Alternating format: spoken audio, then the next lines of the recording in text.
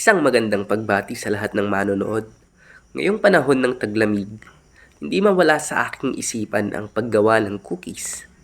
Ikaw, gusto mo ba ng cookies? Ang pinakagusto kong klase ng cookies ay ang gingerbread. At sa ating puppet show ngayon, isang napaka-espesyal na gingerbread ang ating matatagpuan. Ang gingerbread na ito ay mukhang lalaki. At hindi lang ito, kaya rin itong magsalita, maglakad, at tumakbo. Ngunit isa pa rin siyang uri ng cookies, kaya naman ang lahat ay gustong kainin ito. Ako nga pala si Janus Gomez, at kasama ang aking mga kagrupo, sabay-sabay nating tunghayan ang isang napakagandang kwentong pangbata na pinamagatang The Gingerbread Man. Noong unang panahon ay may nakatirang isang matandang lalaki at isang matandang babae sa isang maliit na bahay. Sila ay walang anak kaya't sila lamang dalawa ang nakatira dito. Magandang umaga, mahal ko. Isang napakagandang araw ito. Oo, aking mahal, isang napakagandang araw nga ito pero hindi ko maiwasang malungkot. Anong problema, mahal ko? Hindi ba't gustong-gusto mo ang ganitong sikat na araw? Wala akong anak na maaari akong alagaan kaya't ako'y labis na nalulungkot dito. Ba't hindi mo sumbuhang gumawa ng tinapay? Hindi ba't paborito mo itong gawin? Tama ka, dahil dyan gagawa ako ng tinapay. Isang gingerbread man. Ba't mo naman gagawin yan? O sige, at ako'y matutulong muna. Mabuti at ako ay magsisimula na.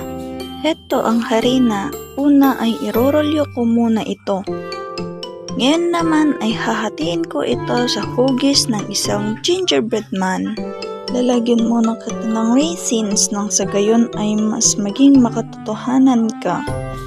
Ngayon naman ay ihuhorno na kita.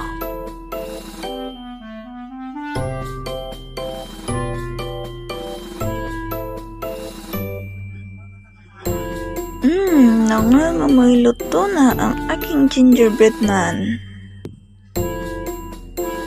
Ha? Buhay siya? Diyan ka lang, gingerbread man. Habulin mo ako, mabilis ka man ay hindi mo ako maabutan. Ako ang gingerbread man. Ito na ba ang gingerbread man? Oh, ito na ba siya? Bumalik ka dito, gingerbread man. Habulin mo ako, mabilis ka man ay hindi mo ako maabutan. Ako ang gingerbread man.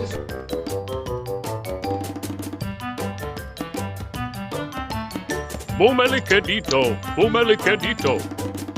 Pero hindi nila siya nahuli. Tumakbo ng tumakbo ang gingerbread man hanggang nakasalubong niya ang baka. Mom, hindi ka maliit na gingerbread man. Kakainin kita. Tinakbuhan ko ang matandang babae at matandang lalaki at kaya rin kitang takbuhan. Ako ang gingerbread man. Habulin mo ako, mabilis ka man ay hindi mo ako maabutan. Ako ang gingerbread man. Mom, bumalik ka dito, Napakakulit mong tinapay. Magsisisi ka dahil dyan.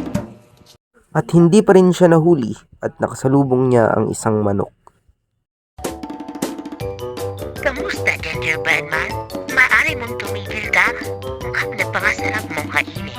Takbuhan ko ang matandang babae, matandang lalaki at isang baka at kaya rin kitang takbuhan. Ako ang gingerbread man. Ha ha ha.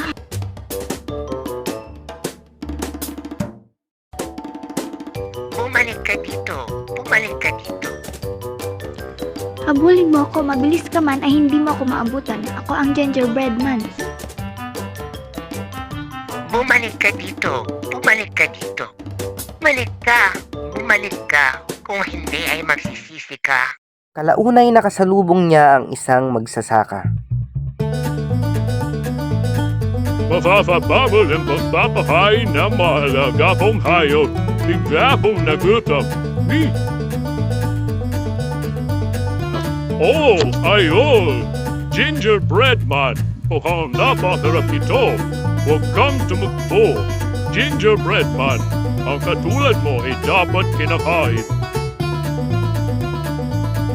Tinakbuhan ko ang isang matandang babae, matandang lalaki, isang baka, at manok at kaya rin kitang takbuhan.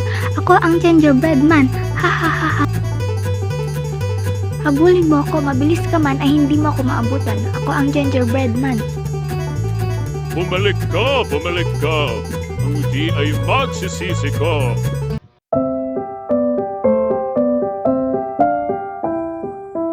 Kumusta, gingerbread man? Tinakbuhan ko ang isang matandang babae, matandang lalaki, isang baka, isang manok, at isang magsasaka. Kaya rin kitang takbuhan. Ako ang gingerbread man. Hahaha. Hindi kita kakainin kung kaya ko man. Hindi mo ako kakainin? Oo naman, hindi ako kumakain ng gingerbread man. Kung ganon ay tulungan mo ako.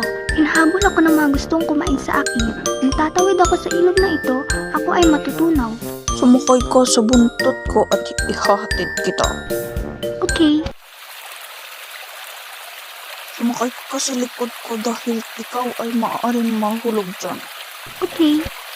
Malalim ang tubig, maaari kang mahulog dyan. Sumakay ka sa leeg ko.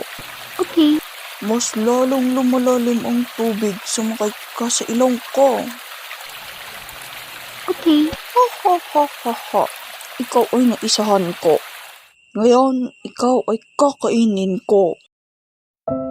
Tumalon paalis sa tubig ang Zorro at bigla siyang nawala. Habang ang matandang lalaki, matandang babae, manok, baka at magsasaka ay walang nakain habang busog na busog naman ang Zorro.